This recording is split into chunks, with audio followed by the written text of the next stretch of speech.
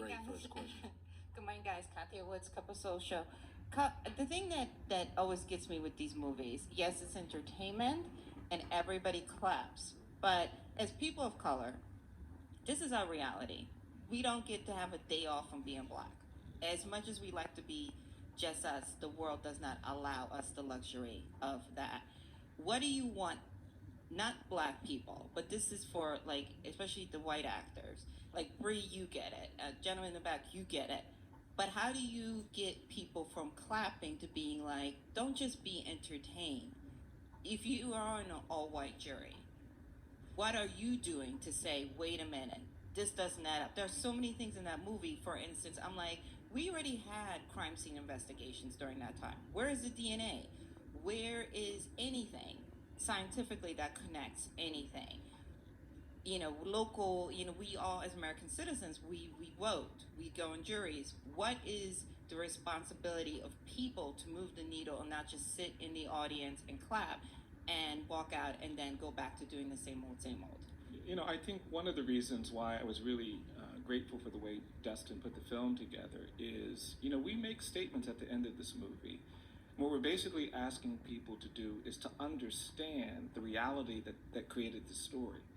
And I think part of the reason why we have tolerated so much bigotry and discrimination for so long is that we've accepted a narrative about the relative importance of that. And this film is about trying to change that narrative, trying to get people closer to the suffering.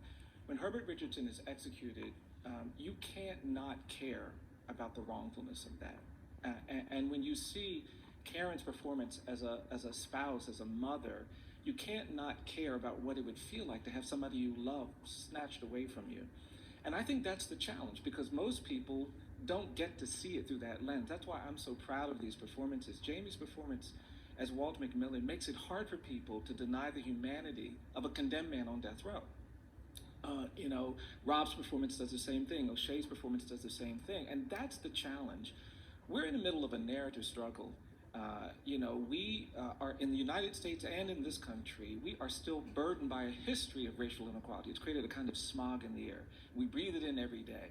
And the narratives of racial difference that we've inherited, the native genocide that nobody talked about, 2.5 centuries of slavery that we didn't pay attention to. We've got to change that narrative.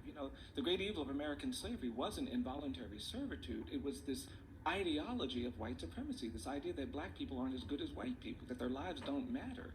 And that's why I've always argued that slavery didn't end in 1865, it just evolved. We had 100 years of lynching, segregation, all of that. And today we're still living at a time where there's a presumption of dangerousness and guilt that gets assigned to black and brown people. But to challenge that, we're going to have to change the narrative. And we haven't done the storytelling part of that. We have 100 Holocaust films, and we need them all. They're beautiful, they're powerful, and we have a consciousness about the Holocaust that changes your relationship to that issue. You go to Germany, you see stones everywhere, you see memorials everywhere. The Germans are trying to change the narrative. They don't want to be thought of as Nazis and fascists. There are no Adolf Hitler statues in Germany. But in this country, we don't talk about slavery, we don't talk about lynching, we don't talk about segregation, we don't talk about race. And it takes storytelling like this to create a comfort zone, a space where we can have these conversations. And what's been amazing, that when we've done a few things, the questions people want to ask are questions about how we change things. What do we do? How do we make a difference?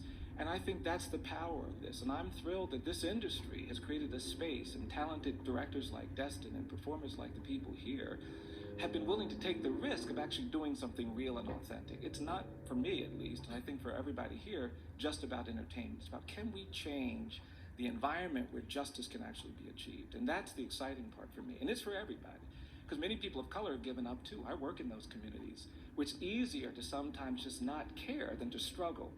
And as a product of somebody who struggled, line that Michael has in the movie is a real line. We do have to stand up when other people say sit down. We do have to speak when other people say be quiet. Black, white, brown. And that's the theme of the movie that I hope people will see, and not only see, but be motivated to take action behind.